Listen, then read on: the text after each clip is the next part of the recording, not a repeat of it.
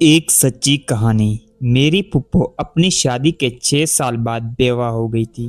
ان کا ایک ہی بیٹا تھا، مجید، جو 5 سال کا تھا۔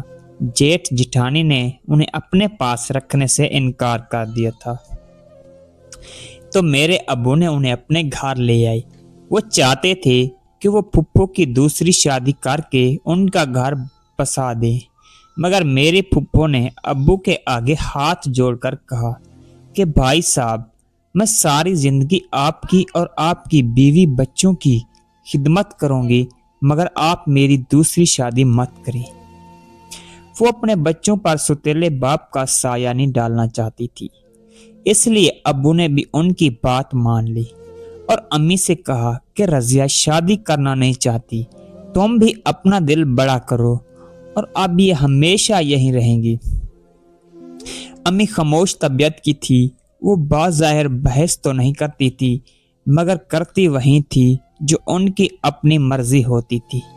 انہوں نے پھپھو کی راہ میں بہت سی مشکلات کھڑی کی، مگر آفرین پھپھو پر کہ انہوں نے کبھی ابو سے شکایت نہیں کی اور سب کچھ برداشت کرتی رہی۔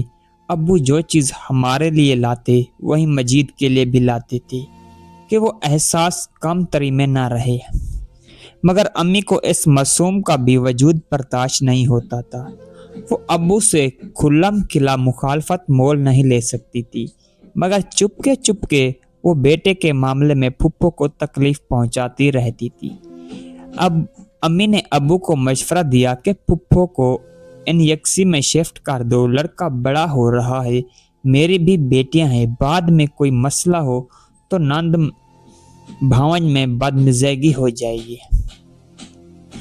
ابو امی کے ارادے کو بھانپ گئے اور پھپھو کو ان یکسی میں شفٹ کرا دیا گیا۔ ان یکسی کیا تھی؟ 2 کمروں پر مشتمل تھی، ایک چھوٹا سا صحن اور چھوٹا سا باتھ روم تھا۔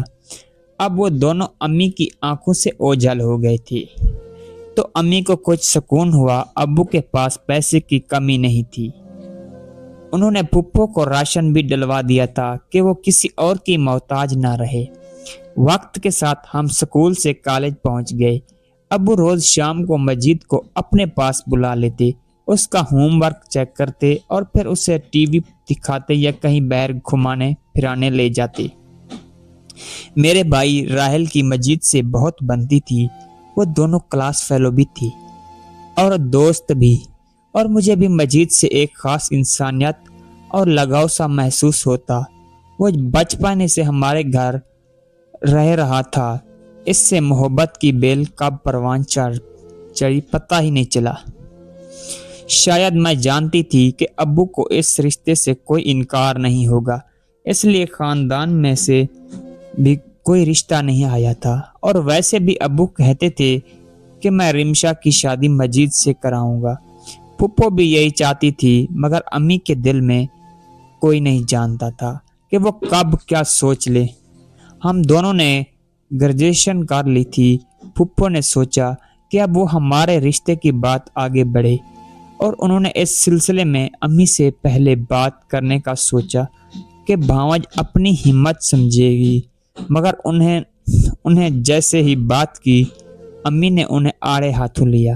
امی نے کہا کہ میں نے تمہیں اور تمہارے بیٹے کو اس گھر میں اتنے سال برداشت کیا ہے، کچھ نہیں کہا، مگر تم میری خاموشی سے فائدہ نہ اٹھاؤ اور میرا منہ نہ ہی کھلواؤ تو اچھا ہے، ورنہ تم کیا سمجھتی ہو کہ میں مجید کے کرتوتوں سے واقف نہیں ہوں؟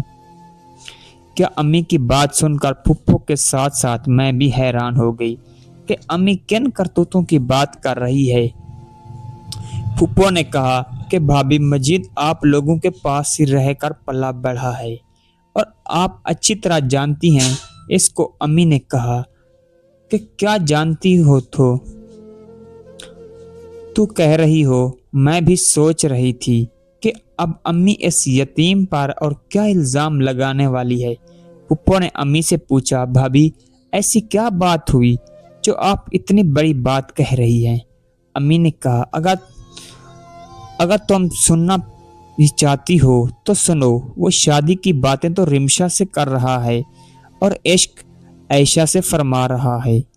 امی نے عائشہ کو آواز دی اور کہا کہ بتاؤ تمہیں مجید کیا کہتا ہے؟ عائشہ نے کہا وہ مجھے اکیلے میں کہتے ہیں کہ میں تم سے بہت محبت کرتا ہوں اور شادی بھی کروں گا، تم مجھ سے دوستی کر لو۔ یہ سب سن کر رمشا کو یقین نہیں ہو رہا تھا کہ اس کی ماں نفرت میں اس حد تک گر سکتی ہے کہ وہ اپنی بیٹیوں کی عزت کو بھی دباؤ پر لگا دے گی، کیونکہ رمشا جانتی تھی کہ جو باتیں عائشہ کہہ رہی ہیں وہ باتیں مجید نے کبھی ایسے بھی نہیں کی۔ یہ بات ضرور امی نے عائشہ کو سمجھائی ہوگی کہنے کو، اور اس نے ویسے ہی کہہ دیا۔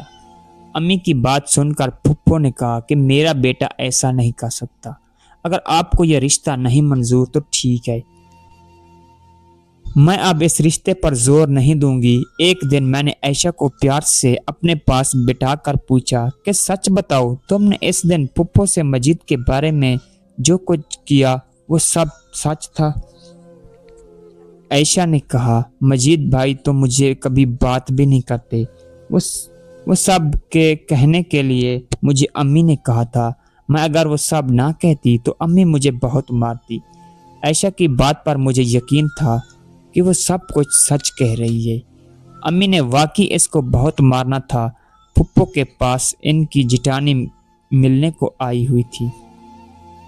پھپھو کو اداس دیکھ کر پوچھنے لگی کیا بات ہے رضیہ، تم اداس کیوں ہو؟ امی نے بتایا کہ مجید کی شادی کرنا چاہتی ہوں۔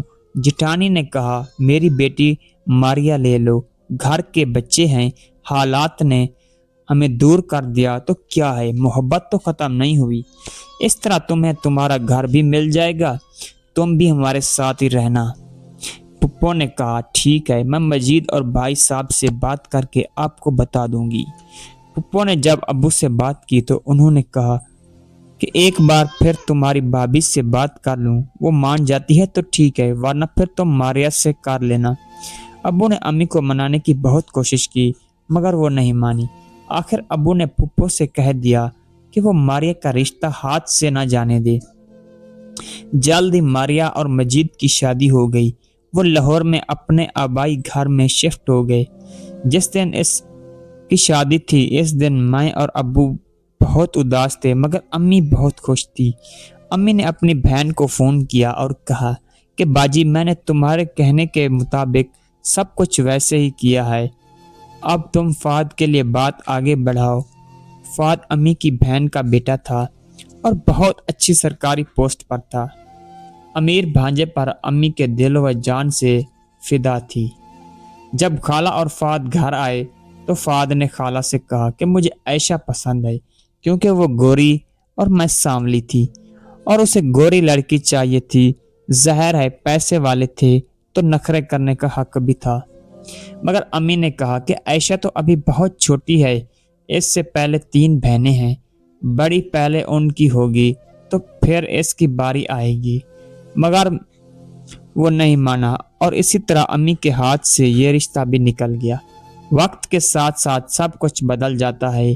میری تینوں چھوٹی بہنوں کی شادیاں ہو چکی تھیں اور میرے لیے اب بڑی عمر کے ہی رشتے آتے تھے جن کی بیویاں یا تو مر چکی ہوتی تھیں یا انہیں دوسری شادی کرنی ہوتی تھی۔ آخر ایک رشتہ آیا جس کا ایک ہی بیٹا تھا، ماں کا انتقال ہو چکا تھا۔ میں نے اس رشتے کو ہاں کر دی کیونکہ ایک یتیم جس کی ماں یا باپ نہ ہو اس کی زندگی کیا ہوتی ہے میں اچھی طرح جانتی تھی۔ اب پھپھو تو بہت خوش تھی مگر امی اداس رہتی تھی۔ دوستو ناظرین، آج کی سٹوری اچھی لگے تو ہمارے چینل رفیع ملک آفیشیل کو سبسکرائب کریں۔